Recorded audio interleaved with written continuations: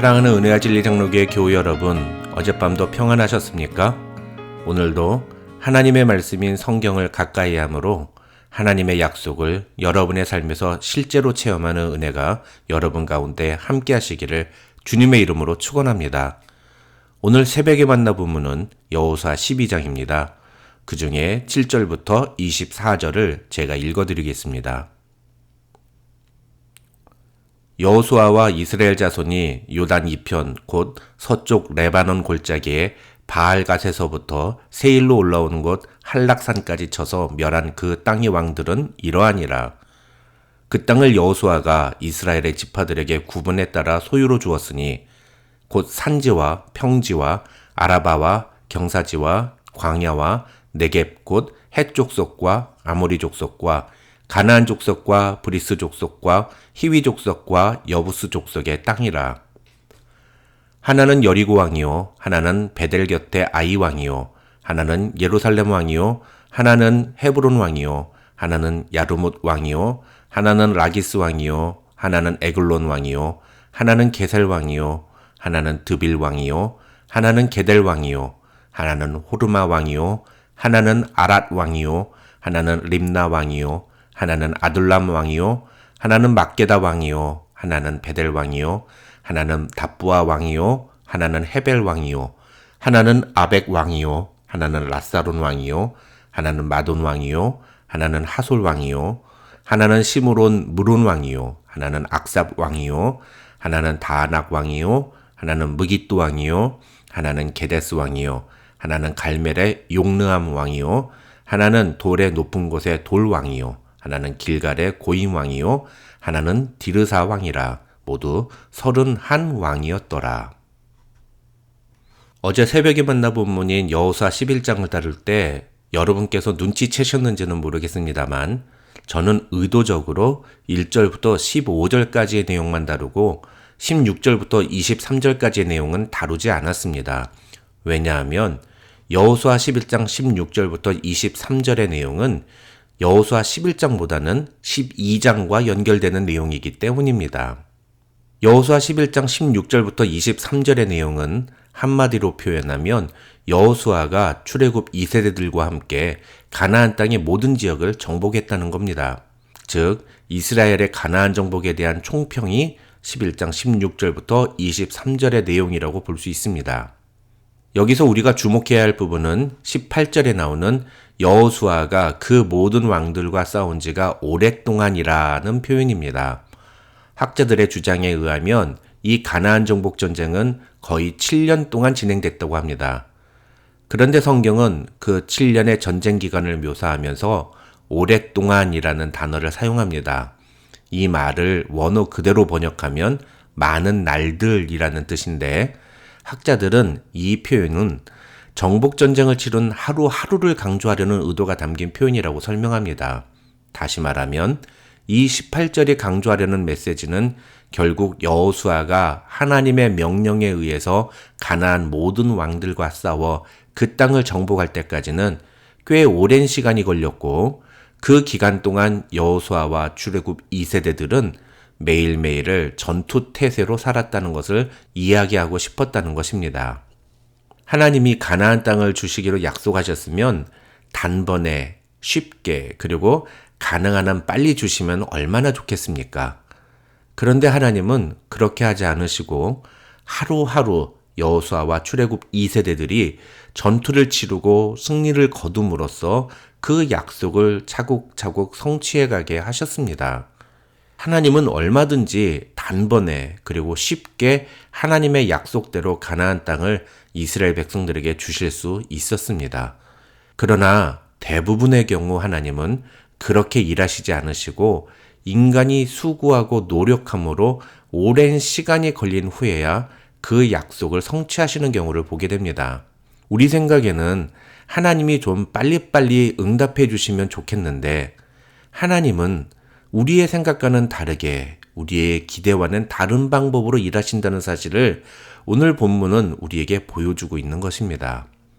그리고 그것을 인정하는 것, 그래서 하루하루 최선을 다하고 살아가지만 그 가운데서 하나님의 약속을 믿고 의지하는 것, 그것이 참된 신앙의 자세라는 사실을 오늘 본문은 우리에게 말하고 있는 것입니다. 이렇게 11장에서 가나안 정복전쟁에 대한 총평을 다룬 후에 12장에서는 크게 두 가지 내용을 소개합니다. 하나는 1절로 6절에 나오는 모세와 출애굽 2세대들이 정복한 요단강 동편 지역에 대한 기록이고, 다른 하나는 7절로 24절에 나오는 여호수아와 출애굽 2세대들이 정복한 요단강 서편 지역에 대한 기록입니다. 여호수아 12장에 기록된 내용들은 우리가 이미 살펴봤던 내용을 다시 한번 요약하고 정리해서 제시한 내용이기 때문에 특별히 새로운 것은 없습니다.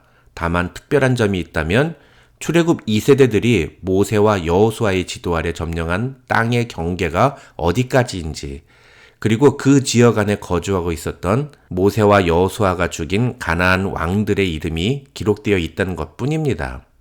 이 여호수아 12장에 기록된 두 가지 내용 중에 첫 번째 기록인 요단강 동편 지역에 대한 기록은 시간적인 배경으로 따지면 여호수아가 이스라엘의 리더가 되기 이전, 그러니까 아직 모세가 이스라엘의 리더일 때 일어난 사건입니다. 그리고 이 사건은 이스라엘 민족이 아직 요단강을 건너기 이전의 일, 그러니까 엄밀히 말하면 가나안 정복 사역이 시작되기 전에 일어난 일이라고 볼 수 있습니다.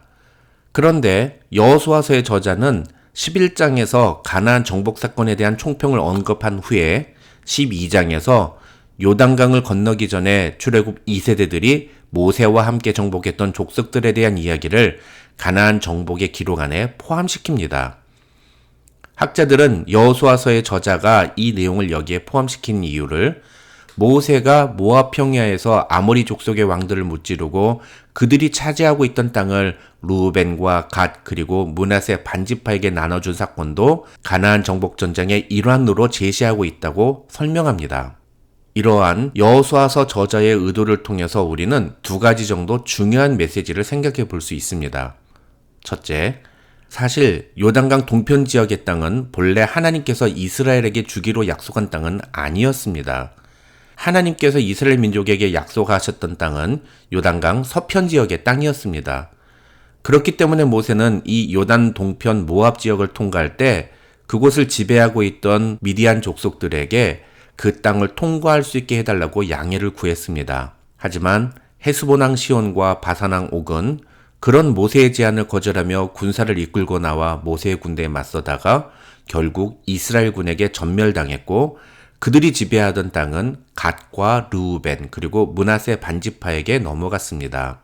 그런데 이렇게 해서 요단 동편 모압 지역을 이스라엘 민족이 차지하게 되었다는 사실보다도 더 중요한 사실이 하나 있습니다. 그것은 앞으로 요단 서편 지역에 살고 있는 가나안 족속들과 치를 전투의 예행 연습을 요단 동편 지역에서 치루었다는 것입니다. 좀 더 정확하게 말씀을 드리면 출애굽 2세대들은 앞으로 요단강을 건너가서 치를 본게임 전에 모세의 인도하에 요단 동편 지역에서 연습게임을 치룬 겁니다. 그런데 그 상대가 랭킹 1위와 2위의 부족들이었던 겁니다. 외형적으로 보면 이스라엘 민족은 절대로 이들을 이길 수 없었습니다. 아무도 이스라엘 민족이 이길 거라고 생각하지 못했을 겁니다. 그런데 결과는 어땠습니까? 하나님의 놀라운 은혜로 그들은 헤스본왕 시온과 바산왕 옥을 무찌르고 그들을 진멸한 후에 그 땅을 차지하게 됩니다. 이 과정을 통해서 출애굽 2세대들은 하나님을 의지하고 하나님의 말씀대로 순종하기만 하면 상대가 어떠한 조건에 있든지 그들은 반드시 승리할 수 있다는 믿음을 갖게 되었을 것입니다. 그래서 요단강을 건너는 과정과 요단강을 건넌 이후부터 그들은 철저하게 하나님의 말씀대로 순종함으로 놀라운 승리를 거두게 되고, 그 결과 여호수아와 이스라엘 군대는 가나안 땅을 정복하고 있던 31명의 왕들을 죽이는 놀라운 승리를 경험하게 된 것입니다. 이 내용이 바로 여호수아 12장의 내용이라는 것입니다. 둘째로 오늘 본문 6절과 7절을 보시면 여호수아서의 저자는 모세와 여호수아를 가리켜서 그 둘이 모두 다 가나안 부족이 지배하던 땅을 정복한 후에 그 땅을 이스라엘 민족에게 주었다고 묘사하고 있습니다. 다시 말해서 하나님이 약속하신 가나안 땅을 이스라엘 자손들에게 분배하는 사명을 여호수아만 감당한 것이 아니라 모세도 감당한 것으로 이야기하고 있다는 것입니다. 물론 둘 사이에는 차이가 분명히 존재합니다. 모세는 가나안 정복의 시작을 맡았다면 여호수아는 그것이 완성될 때까지 책임을 맡았습니다. 하지만 이 두 리더들은 모두 다 하나님이 약속하신 가나안 땅을 이스라엘 민족에게 기업으로 나누어주는 사명에 쓰임을 받았습니다. 그 과정에서 모세는 요단강 동편 지역의 가장 강력한 두 부족을 점령하기는 했지만 딱 거기까지가 너의 역할이야 라고 말씀하시는 하나님의 말씀에 아무 토도 달지 않고 자신의 지위를 내려놓았습니다. 반면에 여호수아는 가나안 땅에 입성하여 그 땅 전체를 정복하는 책임이 주어졌습니다. 자, 그렇다면 누가 더 하나님께 크게 쓰임받은 사람입니까? 하나님은 누구에게 더 중요한 사명을 맡기셨습니까? 정답은 모세나 여호수아나 둘 다 중요하고 대단한 사명을 맡은 자들이라는 겁니다. 그 둘이 역할과 책임이 다를 뿐 둘 다 하나님이 이스라엘 민족과 맺으신 언약을 성취하는 과정에서 쓰임받은 사람이라는 것이 오늘 본문이 우리에게 제시하는 내용이라는 것입니다. 사도 바울은 고린도전서 4장 1절과 2절에서 이런 말을 합니다. 사람이 마땅히 우리를 그리스도의 일꾼이요 하나님의 비밀을 맡은 자로 여길지어다. 그리고 맡은 자들에게 구할 것은 충성이니라. 우리는 각자 하나님께로부터 받은 역할과 책임이 다를 수 있습니다. 그러나 우리는 모두 다 이 땅에서 하나님의 뜻을 이루고 하나님의 나라를 세워가고 예수 그리스도를 제자를 세우는 사명을 받은 자들입니다. 예수님은 분명히 우리에게 이 사명을 주셨습니다.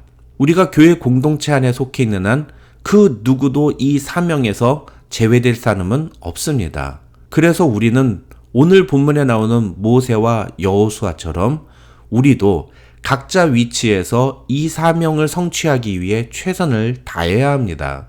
사람마다 역할과 책임이 다를 수는 있으나 각자 자신에게 맡겨주신 그 역할과 책임을 다할 때 우리를 통해 하나님의 놀라운 뜻이 이루어지고 하나님의 약속이 성취되는 놀라운 은혜가 일어나게 될 것입니다.